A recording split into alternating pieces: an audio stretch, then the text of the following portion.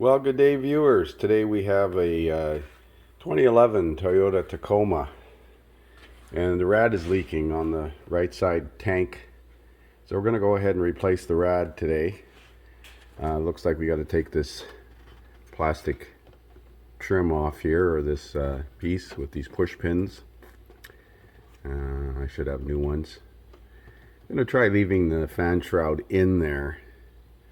I'm not sure if we can, but we'll give it a try. Let's have a look at the rad. So this is the replacement rad that I'm putting in. Spectra Premium CU 2802. It's sold under a couple different part numbers, but that's a Spectra number. So I decided to remove the fan blade and the rad shroud.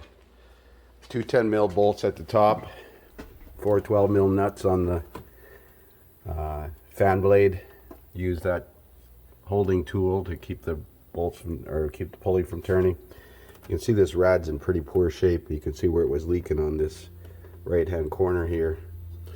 He mentioned something about the cooler lines being compromised, so we're going to have a close look at the lines. These have been repaired at one point because this is not factory, but we'll have a look. So there are four bolts holding the rad in, and you can access them through the grill right here and down here with a long extension and a 12mm. And once you take the tranny cooler lines off, the rad comes out. What do you think about this rad? That's amazing. I think it's compromised. Wow. Well, let's have a look at the new one.